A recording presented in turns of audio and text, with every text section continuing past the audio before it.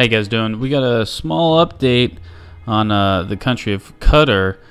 As we know from a couple days ago, several Gulf state nations have set up some sort of blockade.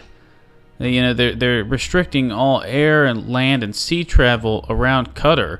And Saudi Arabia seems to be spearheading this. And the reason that they gave for this type of blockade, type of diplomatic action against Qatar is, basically they're kind of being a little hypocrites here. They're saying Qatar's main financial benefactor when it comes to terrorism in the world. And it just makes you really wonder. It's kind of laughable, to be honest. I mean, let's be honest here. It's laughable. Saudi Arabia, just as much as Iran, funnels money into these terrorist organizations. You know, each one just has a different agenda and plays a smaller role for the biggest role, which is Saudi Arabia and Iran vying for power in the Middle East. They're both trying to be basically the top dog, on the corner. And honestly, this is Saudi Arabia v. Iran, and it first started out with the whole Yemen proxy war that's still going on. It's funny, you know what I find hilarious is when it comes to either like Yemen or Ukraine or Syria or North Korea, the mainstream media loves to hit on this when it helps their agenda, when it pushes public opinion towards a certain action.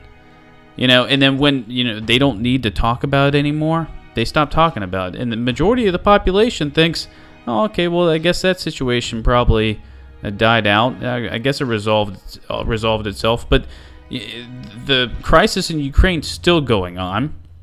Syrian civil war is still going on. The Yemen proxy war between Saudi Arabia and Iran still going on. And it's just funny to me. The coverage that these different areas in the world get. So don't let them fool you. Saudi Arabia is just as big a problem as Iran when it comes to funding terrorism worldwide. This blockade that's happening in Qatar is mainly just a political move between those two superpowers in the Middle East. Now, what we're seeing reports that Qatar's military activity has been put on the highest state of alert over fears of imminent military incursion by Saudi Arabia.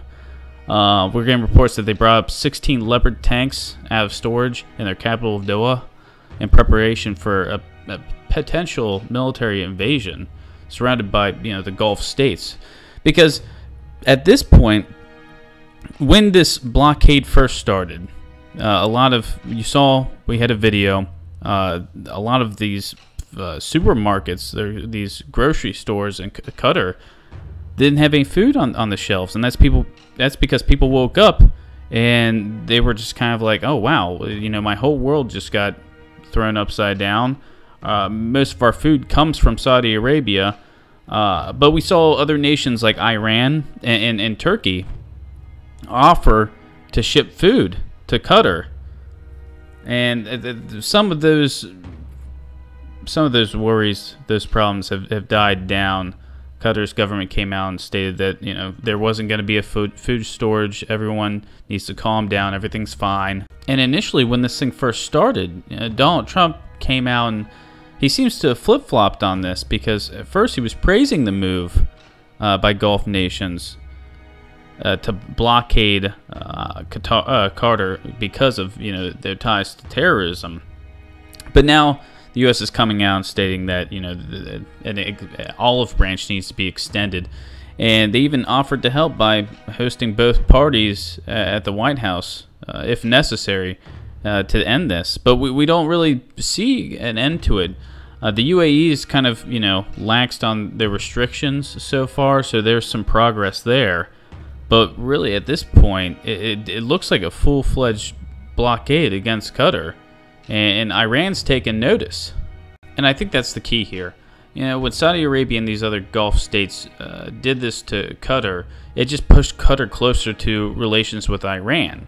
which isn't helping. It's an extremely awkward situation because of the U.S. military base that we have in Qatar. It's the largest military base that we have in the Middle East.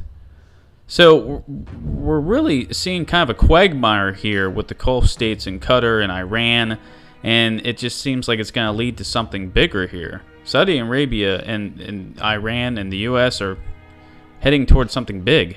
And they need to de-escalate this situation, because experts are warning that if tensions continue to escalate like they are, a military confrontation is highly likely, which won't be good for anyone in the area. I mean, we already see in Syria that the U.S., Russia, and Iran are heading closer and closer to confrontation. But guys, as always, as updates come out, I'll let you guys know. We'll make a video, we'll discuss it, make sure to check back, and just keep those eyes peeled, guys.